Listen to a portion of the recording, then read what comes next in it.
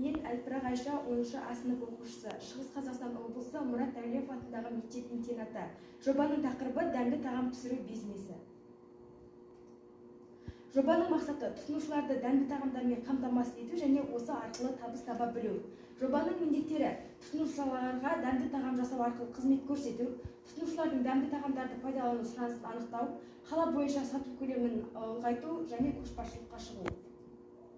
Сипаттамасы: тұтынушыларды дәмді тағамдармен қамтамасыз ете отырып табыс табу және сату көлемін ұлғайту. Бұл бизнесті отбасылық бизнес ретінде үйде бастап кете беруге болады. Бұған үй жалдап қажет емес. Арнайы құрал-жабдықтарды, станоктарды қажет етпейді. Негізгі шығындар тағам жасау кезінде, яғни тағам құрамына қажетті заттарды сатып алуға кетеді. Жарнаманы арнайы WhatsApp группаларда және Instagram арқылы жасауға болады. Тұтынушылар күнделікті тағамдарға және мерекелік дастархандарға арналған тағамдарға онлайн арқылы тапсырыс бере алады. Базардағы ең арзан бағада азық-түлік сататын дүкенмен келісімшартқа отырып, тағам құрамына қажетті заттарды қолжетімді бағада сатып алуға болады.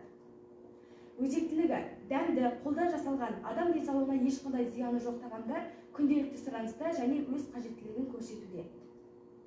Маркетинг: бұл жобадан алдын ала болжам бойынша ең аз дегенде 50 000 теңге, ал ең жоғары дегенде 200 000 теңге табыс түседі. Негізгі шығындар тағам құрамына қажетті заттарды сатып алуға, жарнама жасауға және жұмысшы жалақысына кетеді. Бұл жобаға экономикалық және әлеуметтік факторлар әсер етеді. Жоба стратегиясы: бұл жобаның ерекшелігі қазіргі заман талабына сай. Себебі онлайн тапсырыс беру қазіргі заманның негізгі көзі болып табылады.